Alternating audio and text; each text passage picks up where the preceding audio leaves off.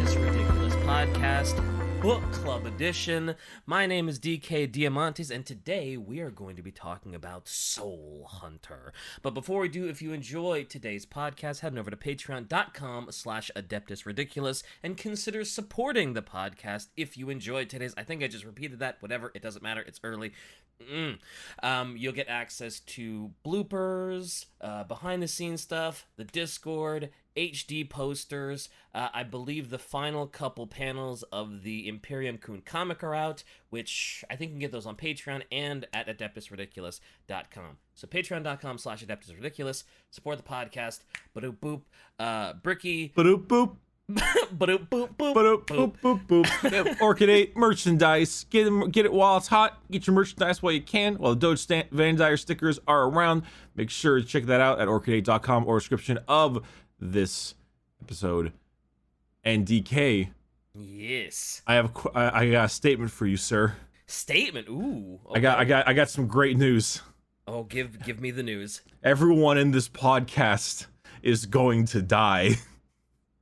Oh no. I don't that's not a great statement to start off with. That's ooh. Oh, it was a reference. Oh. Oh really? When Well, the- what to, well, Bricky? Oh yeah, did you actually not recognize the reference? I would assume it had to be something from Soul Hunter. It would But I have was to be like- something from Soul Hunter. But I was like, everybody didn't die in Soul Hunter. A lot of people did. It's when the Atramentar is trying to mess up the ritual of reawakening for Malkarian. Oh, right, they do try. And to they screw that just up, goes don't to town after that. It's cool. It was a cool scene. Right. Anyway, Brawl. Brawl. Do you want to know a good way to die in Soul Hunter? A really good way. Listen to it on an audio book with a giant fucking bottle of vodka next to you, high Russian grape, and every time someone slowly says Talos, take a fucking shot. You're gonna get so fucked up. Please. So destroyed. Please understand, if you follow that meme, you're going to get so fucked up. Talos. So Hunter. They so some people have been telling us that because the book club is a book club, we having it split between like spoilers and non-spoilers seems kind of redundant.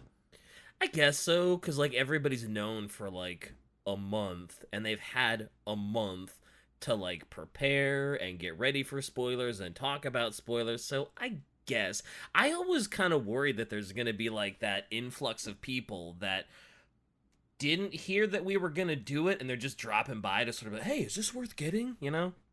That's a good point. Then again, that's their fault, and That's true. you know, sucks. So, but this is the warning they get, is that this episode will be spoiler heavy. We're just gonna go all out into it. It's a pretty popular 40K book. Not as popular as like Gaunt's Ghosts, but it's pretty up there in terms of people who know about it. Oh, it's very dope. I thoroughly enjoyed Soul Hunter. Normally I try to just like blast through these and just like, oh yeah, let me get like halfway done in like 2 weeks or 1 week or a couple days. This one was like some big shit would happen. Like Talos would order that the bridge of the ship that he's on be blown up so he can get off, and it's like, okay, I gotta stop for a second and process this and not try to consume this whole book in like 3 days, because it's pretty easy to binge it. It's paced incredibly well. Everything flows into each other very well as it's well paced, and that's like a thing that's hard to describe. Like, how can certain TV shows or books have you be just going through them at lightning speed, or how can, say, a 3-hour-long movie like a Interstellar or something, how can you watch that and have it not feel terrible? It's generally because it's paced so dang well. Should we talk about what Soul Hunter is about?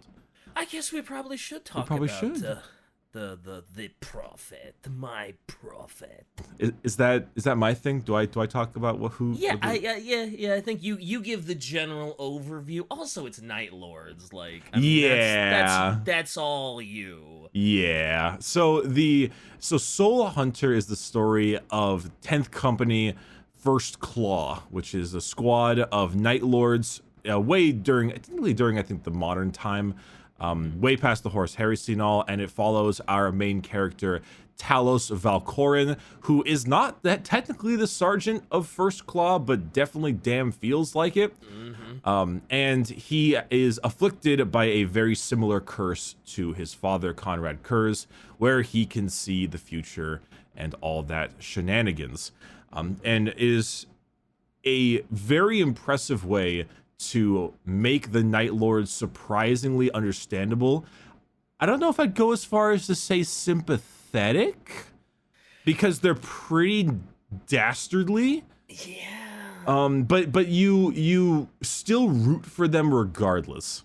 Yeah, you definitely root for them. They're underdogs, I'd say. Like, it sure feels like they're underdogs. Yeah. They're like getting their shit pushed in everywhere. They're like the dark horse, which probably suits them, right? Because they're not weaklings. They're not to be underestimated. They're a little low on numbers, though. A little bit. They have like, what, 39 Astartes on the ship? Yep, something like that. It's not many. And then when Vandred does Vandred let an entire claw go or something? And he's like, it's no big deal. And Talos is like, what? Not a big deal. There's 30 of us, man. I think this is when they fought. Well, so they fight a goddamn Warhound Titan. Which is insane, by the way. Which is just insane. And they win. They do. Granted, with the help of a ton of missiles from a flyer, a land raider, and melta-bombs. True. But they wiped out 7th Claw, because they took in Mercutian from 7th Claw into 1st Claw. You don't get a lot of Mercutian. He's like near the end of not maybe like the second half of the book, but he doesn't have a whole lot. Yeah. Because 1st Claw, it's weird because you looked at Gaunt's Ghosts and we kind of had the Brothers in Arms feel. And 1st Claw has that, but they all hate each other. They do. They really do. Especially fucking Uzas. Man. Uzas is just, he's like the big dumb one. That's his whole shtick. He is. And he's corrupted by Khorne. Yep. Towards the end, when I think right before they were going to go on Crythe or something, and Uzas is just like, blood for the blood god, and Talos is like, shut up, and he just smashes his head against the fucking bulkhead. There's the part when he's fucking when they're underneath the Titan and Uzas is firing his bolter at it. And he's just like screeching a bunch of demonic names, and then Talos punches him like 9 times to knock him out and then drags him behind rubble. I forgot that Uzas was sitting under this giant Warhound Titan just blasting away like he thought he was gonna do shit to it. It's interesting too, because Uzas is the very obvious. Well, so 1st Claw consists of Talos, Zarl, spelled Xarl, if you didn't know that. Yeah, when they pronounced it, I could have sworn it was Sarl, like Tsarl, with the way he pronounced it. But yeah, it's. I thought it was Zarl at first, like a pretty classic Zarl, but no. Yeah. There's Zarl, there's Sirion, who is our quietly chaos tainted, yes, funny man. He's our technically comedic relief. Funny man, air quotes. It's mainly just really dry, dull humor, but in a book of pretty sad, depressing shit. Yeah. He's a welcome addition. Uzas, and then it's Mercutian now. It's the main members of 1st Claw. Oh, that's right, because Adamar is he's no longer with us. Yes, Adamar, right? When I was rereading it, I didn't get far enough to remember how he died, because I don't remember it being particularly exciting. He tried to bum rush a dreadnought. Oh, right, that's right. He got fucked up with the Blood Angels dreadnought, didn't he? He tried to. I was like, man, what did you expect? That's right. He didn't have a long period of time, because that's the big 5 is Mercutian, Sirion, Uzas, Zarl, and Talos. Yep. Well, there's actually a 6th one, but he doesn't come until Blood Reaver. Okay. His name is Variel, and he is a treat. Saying that about a Night Lord, that's got to be some special shit. It's some good shit. He's a treat. Oh, really? But the book is very good. It's paced well. The voice acting really elevates it. Oh yeah. He's very slow, Andrew Wincott, because this is written by Aaron Dembski-Bowden and narrated by Andrew Wincott. And Andrew Wincott, obviously, I'm not Russian. I don't know how good the Russian accents are technically, from a technical standpoint. But every word, every sentence feels so punctuated. Oh yeah. Everything very deliberate, very methodical. Yeah. Yeah, it feels like every single word he's saying has some major import, which is pretty cool. And Aaron Dembski-Bowden is written a lot of books. He wrote Betrayer, which is our Latara Sarin book. Oh, nice. He did write that as well, so good on him. But he's really good at getting that narrative. Like, it's weird. He kind of gets rid of natural convention when it comes to books quite often. For example, I was telling you this before. Near the beginning of the book, they're gonna go get what is now Octavia, what used to be Eurydice. Right. And he spends a good half chapter, maybe not that much, but a decent amount of time just describing Carton Sign. Everything about his ship, the Maiden of the Stars, and all about him, and he just fucking dies. He does. You get his whole life's history, how he became a thug, how he, and it's just you're gone. And then over the obviously Vox, you get the same for Octavia, but she's an important character, so. True. And then you get their catchphrase, "We have come for you," and they just die in boom, 50 seconds. But it's neat seeing the power struggle kind of going around, because the Legion is damaged. You have the Exalted, who is, I believe, pledged to Tzeentch. Because he kept saying Changer of Fate, so I think that's or Waver of Fate. Yeah, Weaver I of think Fate, he sorry. Is Tzeentch, yeah. And he was originally Captain Vandred, who was obviously well respected, and has now got a demon in him. And Syrion's like, "Yo, I got Chaos Taint too, and let me tell you, Vandred is not happy in there." Oh man, when he's like, "Yeah, I can hear chaos," and when I listen to the Exalted, oh boy, all I hear is Vandred suffering and mourning and in the most brittle, terrible agony you've ever heard, and that is what I hear whenever the Exalted speaks, and it's like, oh no. And then Zarl was like, "I could have lived my whole life not knowing that." Yeah, he's like, TMI, bitch. I like how whenever he talks with Zarl, he's got this really, it's like, "I don't care what you do at this and that house." He's very grindy with his words. He's Batman. No. No, Batman. He's not Batman. No? Zarl's pretty far from Batman, isn't? I guess. Isn't he a rape? They're all Batman, right? Wasn't Zarl a rapist at 12 or something? Isn't he fucking awful like the rest of them? So I always get Zarl and Syrian. Was Zarl the one that was with Zarl was Talos's friend. Okay. Yes, I think he was. Yeah. And then Talos killed a shopkeeper because they were trying to loot and rob him blind, and he came after them. So Talos was like, "Well, I guess you gotta go." And then he just shanked him between the ribs at 13 years old. Yeah. Oh boy, Nostramos, great place. Such is life on Nostromo. Yep. Oh, Nostramos. Well, I guess not. Sort of speaking of Nostramos, I love that the Covenant of Blood, that setting, that ship is night. it's like its own character, right? Just like Nostromo was. Just like Nostromo, exactly. I was trying to remember what place you had said. I was like, oh, this is really great because it's like its own character. That's right, it was Nostromo in the Night Lord episode, which you should go watch on YouTube. Great Dean Kamen. Excellent Dean Kamen. He would be proud of you. Thank you.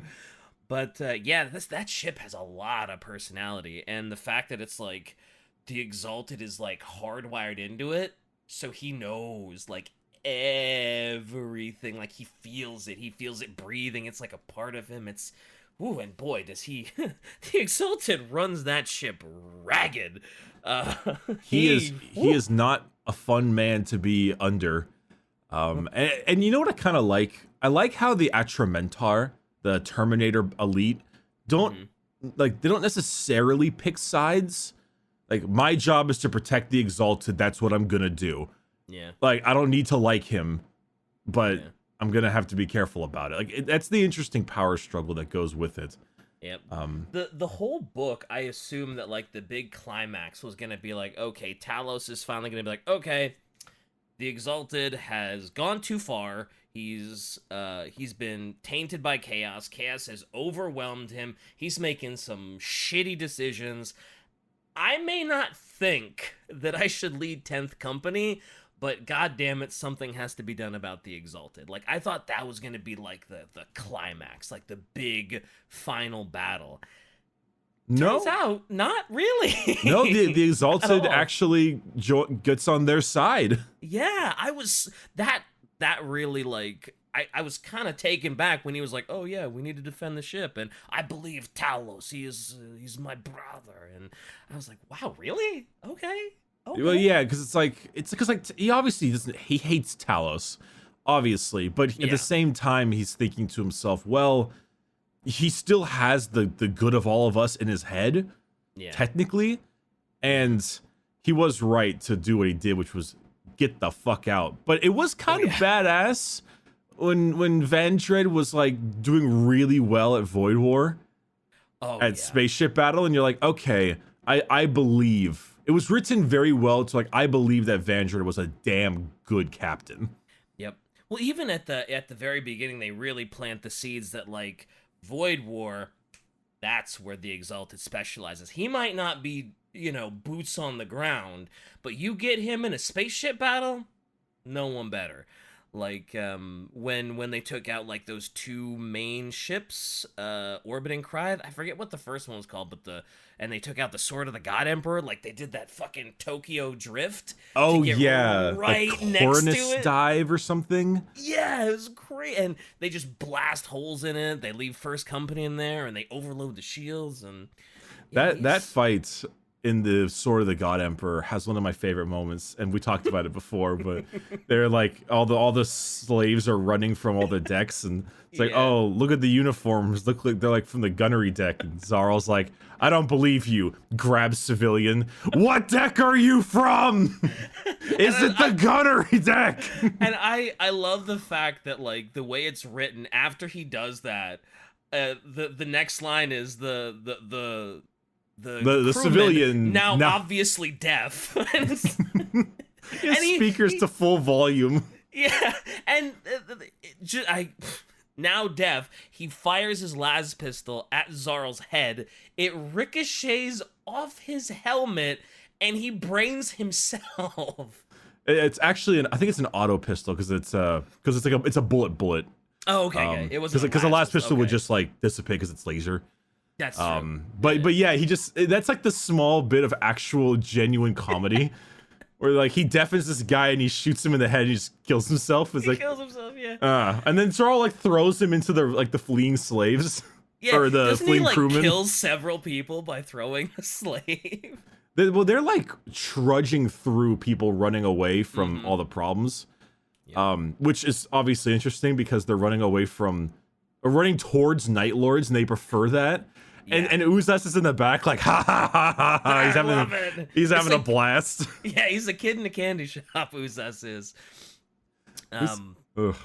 Their strategy for getting out of that ship is wild.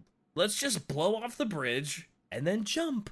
Jump out into space. Can we have a fucking Septimus simp moment? Yes, absolutely. Septimus is incredible. Septimus is God. He's the real hero of this story.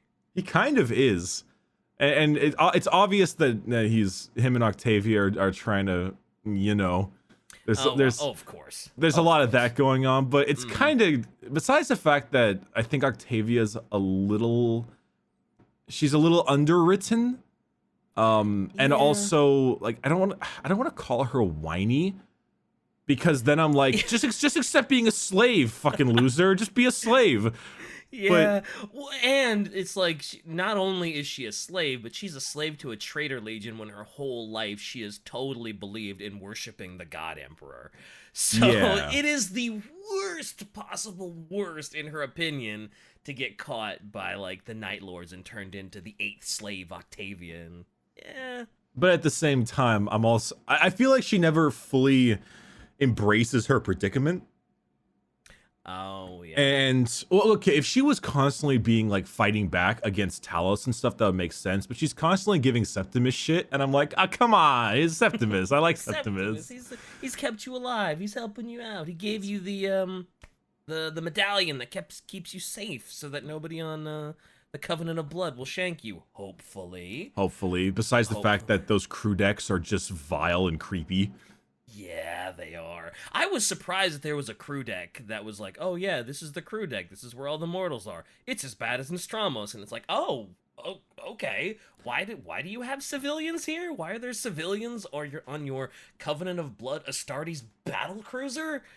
That's actually pretty common. Most Imperial and non-Imperial cruisers have a large amount of civilians or like crew like that on it because the ships are literally cities. Well, the Starry Cruiser is smaller than most, but like the Sword of the God Emperor is like multiple city spires of ship. I suppose that's true. Whenever I do see a picture of like an Astartes ship, it's got like spires coming out of it and cathedrals hanging off of it. So, well, I guess that's fair. It just seems weird that like a battle cruiser meant for war is like, yeah, let's have a city of civilians here, and it's like maybe. True, but not. it does kind of embrace the, like, I always think of it like the Metro games, where in Metro, when you go underground into the Metro, there's like a crappy, kind of late Soviet-looking, like, market down there, and everyone's like, hey, Artyom, hello! And the kind of thing like that. And so I always assume that it's similar to that, where it's dark and drungy, and it's got all the corruption of chaos, but at the same time, it's very much a black market. I mean, don't they call it black market? Yeah. Yeah, which is ironic. Because it's really dark. Really dark. Yeah, well, the mortals actually trade lamp packs or batteries for lamp packs, right? That's one of the things they trade, yeah. Obviously there's no money, so it's all barter. Yeah. Because I think Septimus shows up and he's like, oh, would you like to buy a lamp? Oh, it's Septimus. I guess I probably don't need to peddle this to you. Damn it. Whatever. What do you want? You know what's kind of funny about Septimus is that, like, they might gloss over if you don't remember, but it's very, like, he's described as a very attractive man. Mm-hmm. The dude's got like a dusty flight jacket, some medium blonde hair, and like a blonde chiseled beard and 2 las pistols.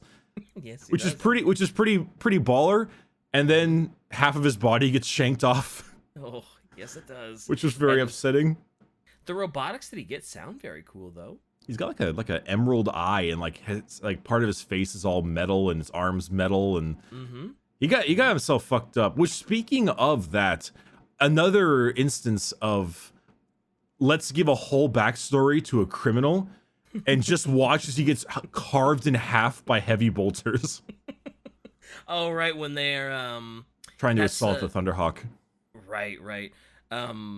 But before they there's the big meeting with with Abaddon. With Abaddon. Talos is summoned by Abaddon after they've gotten the 2 cruisers out of the way and they can make landfall on Krythe, and there's the despoiler wants to see you. The war chief wants to see you. It's like, oh. Well, yeah, and I guess I'll go see him. Honestly, just the conversation between the two of them does more credit to Abaddon than I think any of our reading has done. Yeah. Because like Talos does kind of shit all over him, which does. Which is pretty cool, to be honest. But at the same time, like, Abaddon's fucking terrifying. Yeah. Abaddon loves flexing that Horus Claw and just cutting the air with it and just like being like, hey, look, this could be you. This could be you. And it's like, oh, you are a horrifying man. Like, I know you're the despoiler, but Jesus. And Talos shows him no respect. Absolutely none. zero respect. He doesn't give a fuck. Doesn't, like, right to his face, doesn't Talos be like, yeah, you know, you're known for, like, being a complete fucking failure, and you've never succeeded at anything. I don't know why you think I give a fuck who you are. You're just a big, limey failure. And it's like, whoa, Talos, please. That's... he does kind of go off in the sense of, like, hey, like, though your Black Crusades have all failed, I'm not interested in your offer, go away. Yeah, it's like, whoa, Talos, I don't know if that's such a smart thing to do. Well, it wasn't. Then he immediately got shot. Yeah, with a bolter full of gas or something, right? Yeah, he got shot by the storm bolter on his arm. Apparently wickedly fast, because they described it as him not even reacting to it. Yeah. And then you got hit, and there's like a gas grenade or something, and that was when... This is actually probably the part of the book I wasn't a big fan of, was him being tempted by the four powers. Yeah. It felt a little... It dragged a little. Yeah. I loved the voice acting. That was great. That was great for each of the different sort of... I guess they were like avatars of the Chaos Gods, because they weren't the Chaos Gods themselves, were they? Yeah, they were never referred to as like Slaanesh and Nurgle. They had like their own... Well, the voice acting almost made it clear enough, because Nurgle was very blah, blah, blah. Yeah. Yeah, so you got like, oh, okay, this is Nurgle, I got it. It was kind of cool to see, like, the stark difference between, like, the way Khorne didn't even get his full chance to talk to Talos before he came out of his little deep sleep, but yeah. And I mean, we don't need another Uzas. No, God, no, we really, really don't. I think, doesn't the Sinch one be like, oh yeah, by the way, did you know? I'm in Syrian. Fuck you, bitch. No, it's the Slaanesh one. Oh, the Slaanesh one, right, because he hears the suffering, and that's yeah, Syrian's thing, isn't it? Yeah, Syrian's tainted by Slaanesh, which is not a good thing. No, yeah. But yeah, it's at least interesting to hear all of the avatars of chaos, even though Talos is like, nope, you're all fucking losers. I don't want any part of you. Bye, and then just dips out of the. And I almost wonder if it was because they wanted to get the four avatars of chaos for like the reader to understand. Maybe. It's like, hey, here's the four chaos gods. Here's their shtick, as opposed to like, I don't know, trying to work it in the story, because obviously we know. But it could have been for like a new person type deal, so you can truly understand. Yeah, because I guess if you're a new reader, you've been hearing a lot about how Vandred has been corrupted by chaos. You've been hearing about how Uzas has been tainted by chaos with all of his crazy corn shit. So I guess it's nice to have like sort of a little introduction to all the chaos factions and all their gods and their avatars and whatnot. So, which, speaking of, we haven't really discussed why it's called Soul Hunter. We haven't, have we? No. So, I mean, so obviously the book's called Soul Hunter. Talos is known as Soul Hunter, but he was also known as the Prophet because of his affliction. But at the same time, we don't really know why he's called Soul Hunter. Other people know, but we're not fully told until the end, basically the end of the book, or at least damn close to the end of the book. Yeah, it's like the last 4 chapters is when you find out why he's called Soul Hunter.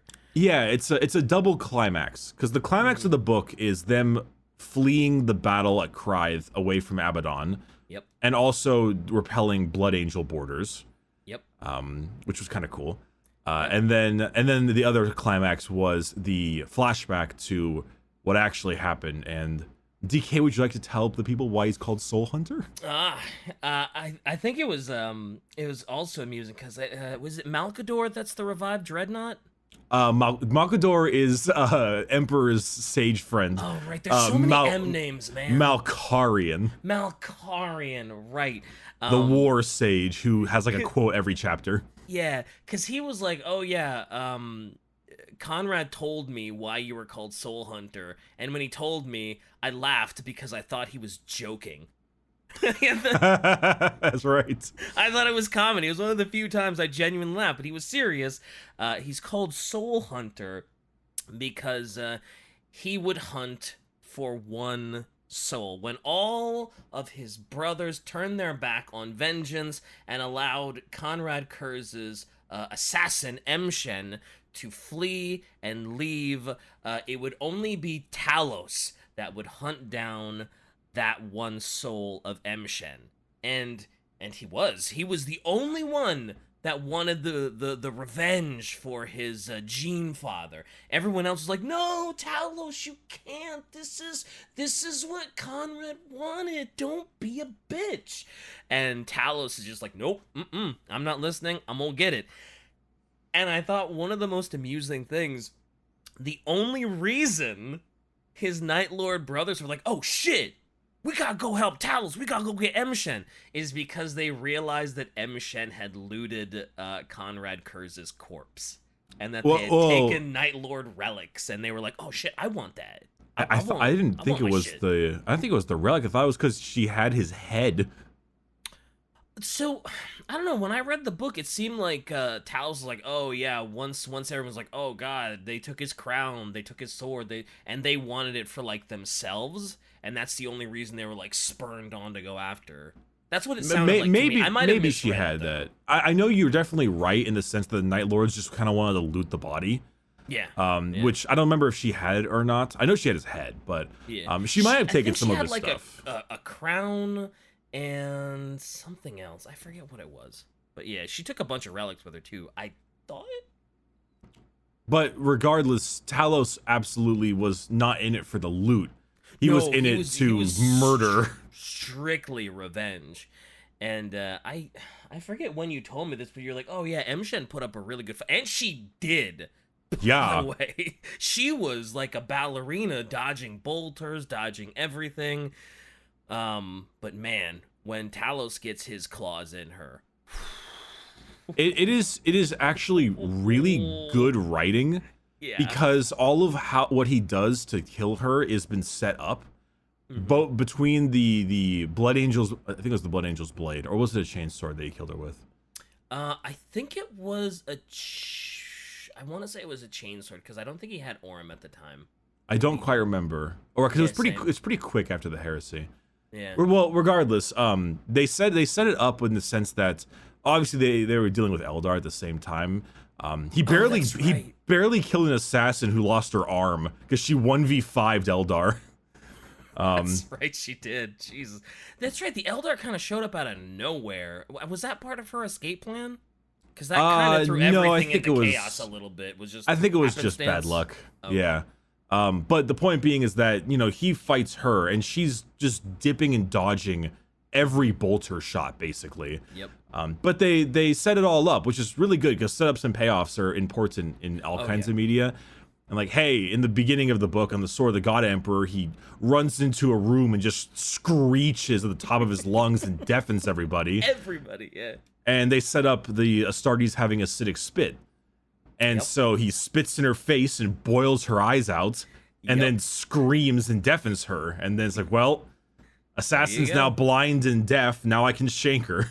Yep. And she's still putting up a fight, even when she's blind and deaf. She's like, oh, I bet he's gonna be here, let me lunge at this spot. And she's right.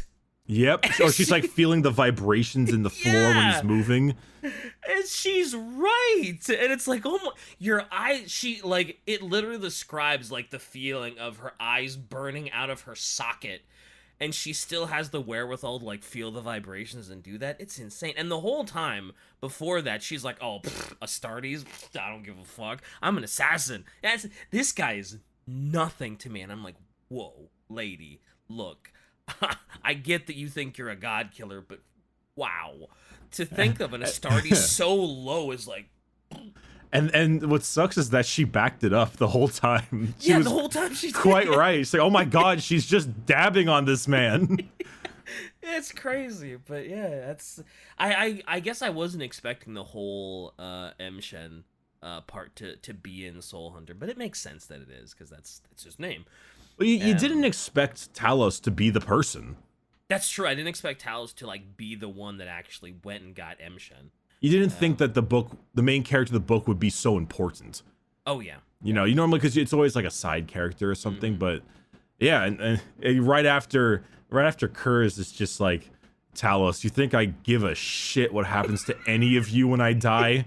I don't care. I that just quote is don't. in the book too. Yeah. Yeah. That might be like the next quote that they get. It's a solid quote where it's like, do you honestly think I care what happens to you after I die? And I'm like, world's best dad mug, broken. I'm about to be vindicated in death. Do you really think I care what happens to you idiots? It's like, ooh, Dad, come on, we love you. Yeah, interesting how much they love their Conrad and how much he hates them. It's such a hard one-sided relationship. Mm-hmm. And everybody in the Night Lords is still just like, they hold Conrad in such reverence that it's like, man, you know he didn't like you, right? You know he literally blew up Nostramos because you guys are such idiots, right? So it's weird.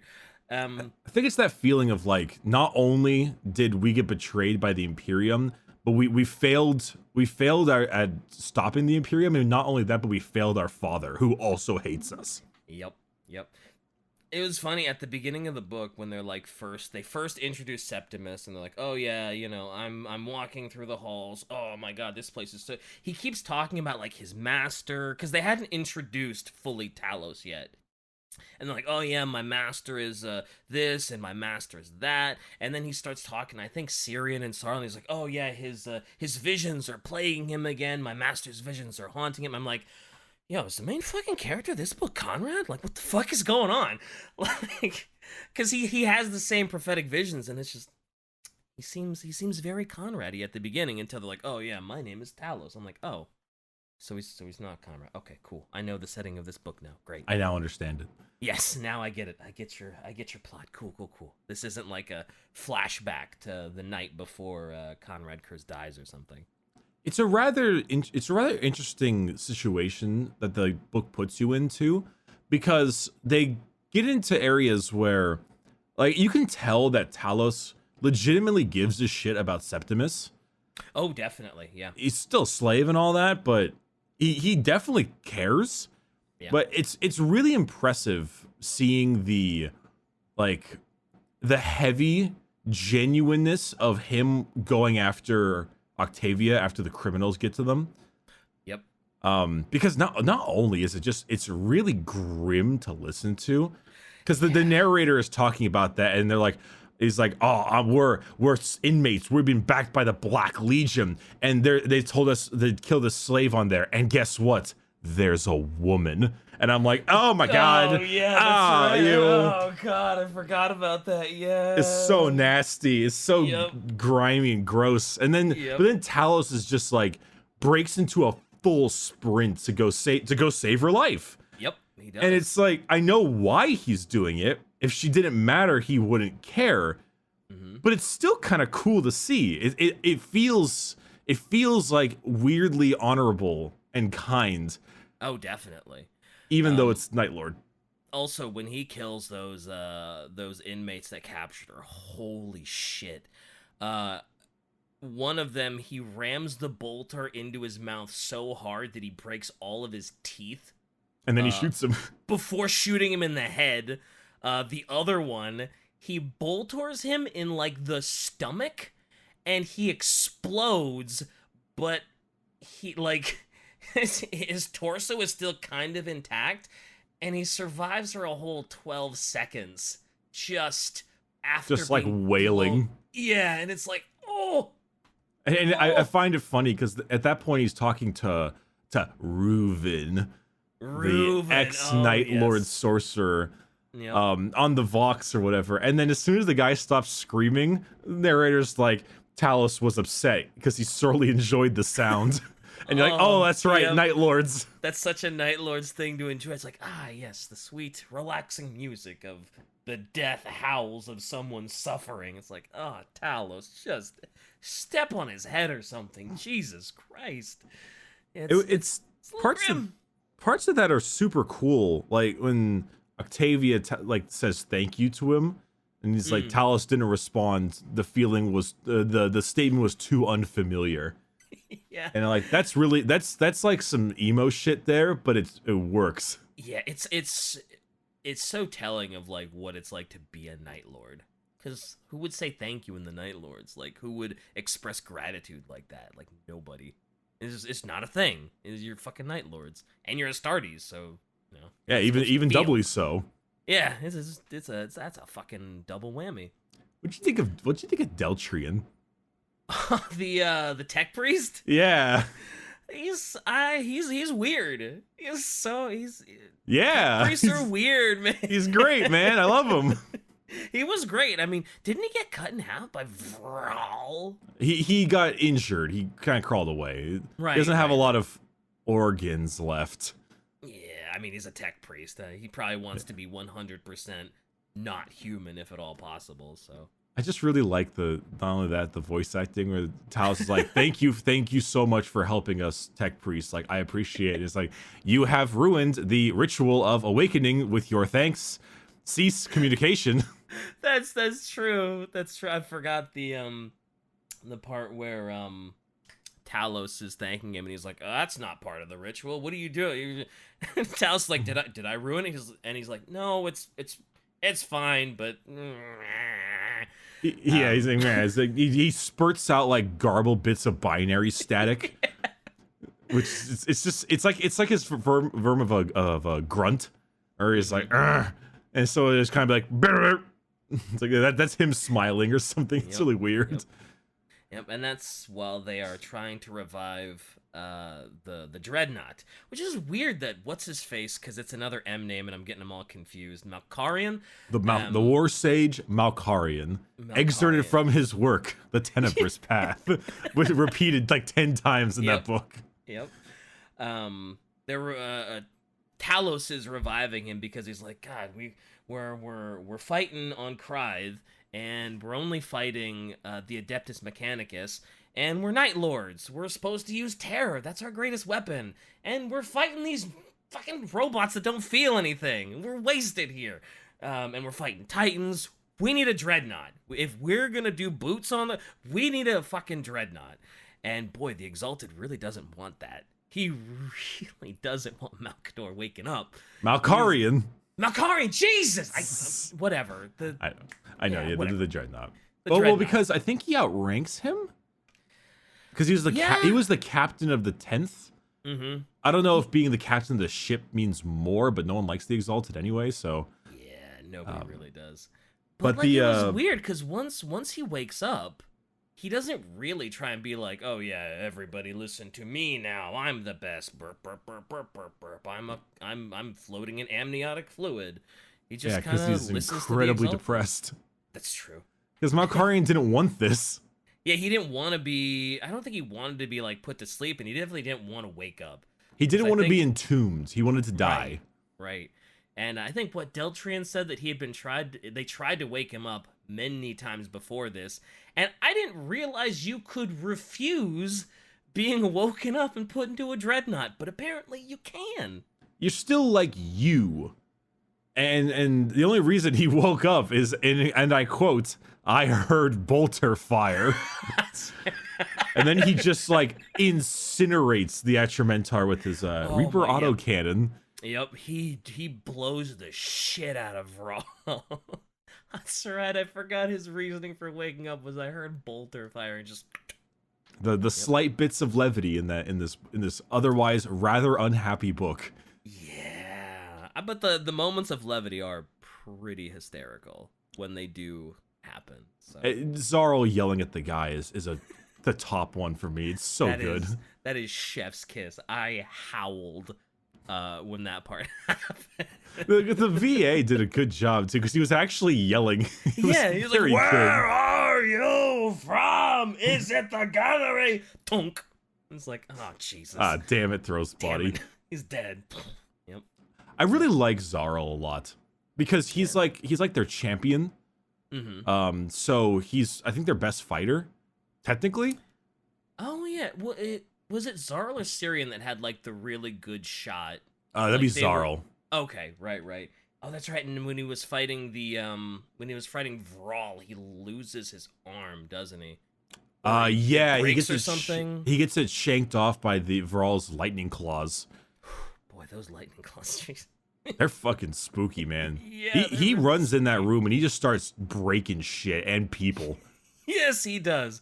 That's fucking Terminators, man. They're, oof. They're not to be messed with. No, definitely not. They're I quite love strong. how when they were waiting for Vral, it was like, oh yeah, there's no way even a Terminator could take 5 of us Astartes. It's like, holy shit. There's only 3 of them. gonna- I think there's only 3 of them actually. I think. Oh, it was Oh, no, Zaro, yeah, you're right, Mercutian, and Syrian, right? Yeah, he's like, oh, even a Terminator couldn't 3v1 us, right? Proceeds to get 3v1'd and only saved by an awakening dreadnought. Yeah, basically. Granted, they were on their way. Mm-hmm. They were hurting him. They were like messing with his joints. They stabbed him in the stomach. Yep. But yeah, I wasn't quite getting there. But then, yeah, thank you, Dreadnought, for Thank you, Dreadnought. blowing him into pieces. I like Dreadnought blessed. I like a lot of Malkarian's quotes. They're very telling of the mentality of the Eighth Legion, how they hate mostly hate demons, and they're like they definitely feel like they're very into the concept of that I have been betrayed by the Imperium, and now I like reap its civilians injustice. Yep.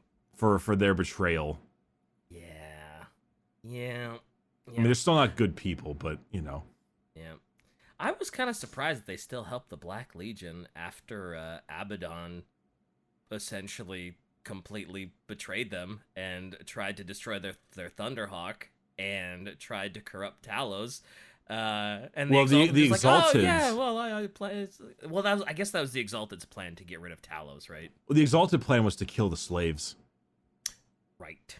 Yeah, so it was kind of both their hand, but I mean, it's still like the overall war effort. Yeah. You know. It also shows how not unified Chaos is. I mean, Yes. I knew they weren't, but it's like, man, you guys, if you guys could put aside your differences and actually come together as like a whole unit, you guys might actually win some stuff. You know, you might actually. But I guess it's kind of like the orcs. If they actually fought with each other, they'd be like unstoppable. But that's the point. They don't want an unstoppable villain faction that just runs roughshod over the Imperium. So. No, and they actually don't give Chaos a whole lot of fun in the lore anyway. They're constantly like, don't mess with us, Chaos fans. We'll do a little bit of damage before you ultimately beat us. Poor Chaos fans. Poor Chaos fans. It is good to see the infighting, though. It kind of continues to show the issues. Just like how in the Infinite Divine, we saw all the Necron politics. Yep. And how long it took to get anything done. Right, yeah. So Years it was nice to years, see. yeah. It was nice to see that, the infighting and how they went against each other. It also, and it's good to see the difference between the legions. It was kind of cool seeing the Cockney British accents on the Black Legion. That was really fun. Where all the Black Legion Terminators are looking all the Night Lords like nice knife, Night Lord. It's like, was that a fucking pun? Oh, the other moment of levity. I think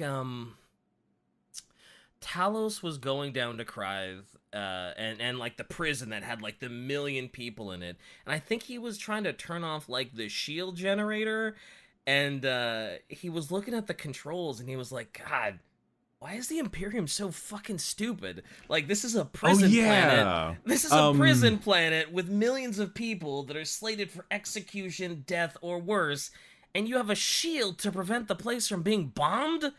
Yeah, what the fuck is it's wrong like, with you? Why are there void shields on this planet? What a fucking waste. What an absolute waste. The hubris and arrogance and stupidity of the Imperium. God, what a bunch of losers. And it's like, oh my God. It's true, though. Like, why would you want to protect that with void shields? There's no reason.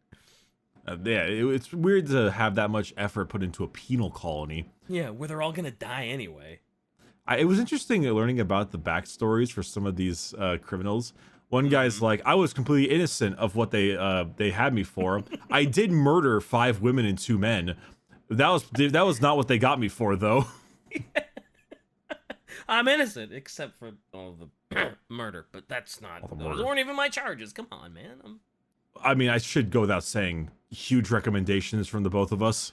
Oh yeah, Absolutely sparkling. I think this might be overall probably the best book that I think I've read so far in our Warhammer stuff.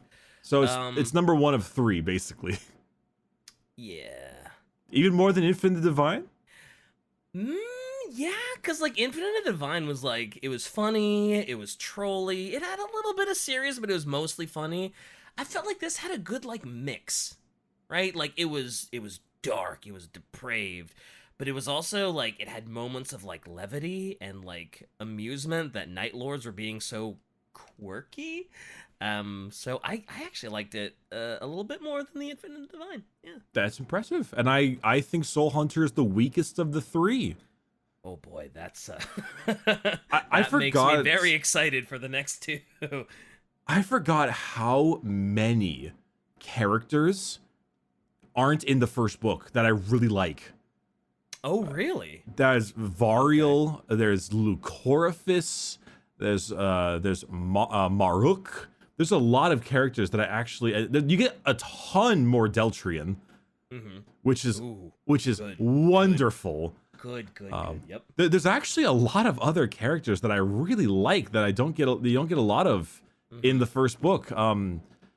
So we discussed this prior to the episode, and we were planning on doing this just to give Shy more work because we love to do that.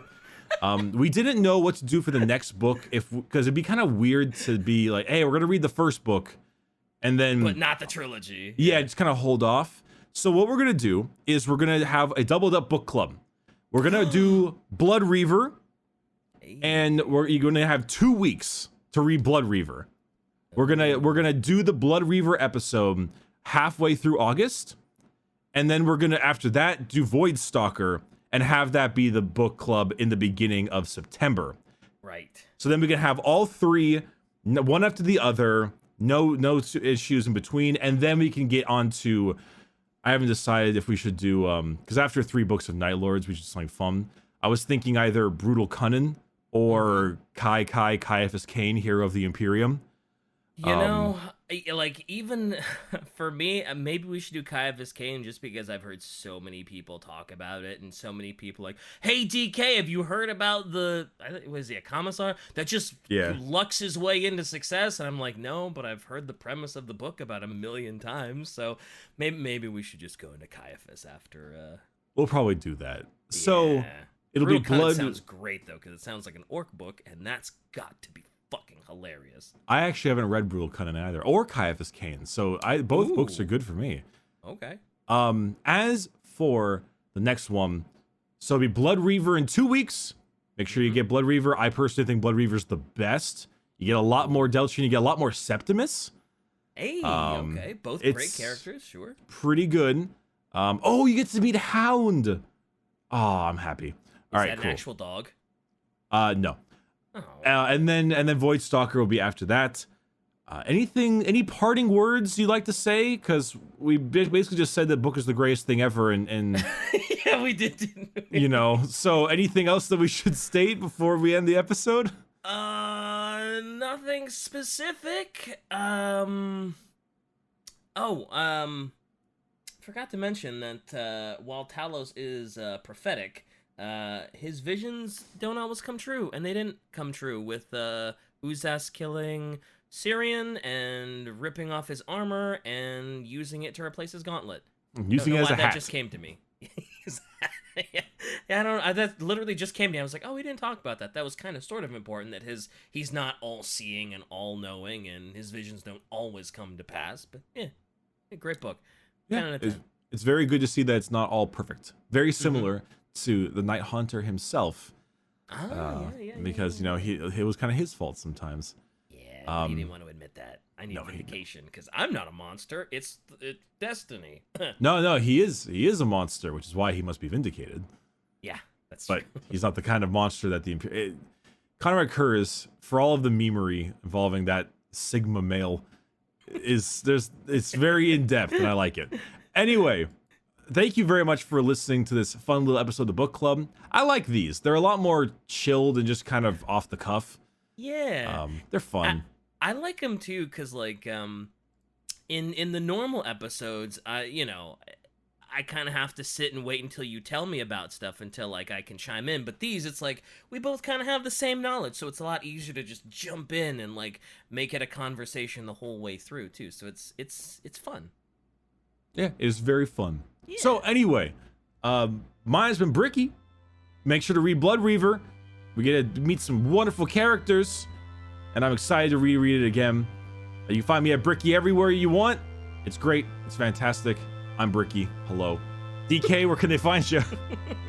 DK Diamantes everywhere, Twitter, Twitch, YouTube, and fuck Instagram, because, you know, that's kind of like my brand now. It's just, I should make fuck Instagram shirts. And you can find Quiet Shy at either Quiet Shy or Quiet Shallow. I literally don't know what's what anymore. I think it's called The Quite Shallow. On Twitch, yeah, it's The Quite Shallow. The Quite Shallow. She does art streams every weekend, so give that a look. And DK's always there too. Yeah. I'm not always. Sometimes I am, but not always. And yeah. Okay. Goodbye, everyone. Bye. Ave Dominus Nox. Oh yeah, we didn't even talk about it. Ah, well, too late. Hail to the Lord of Night.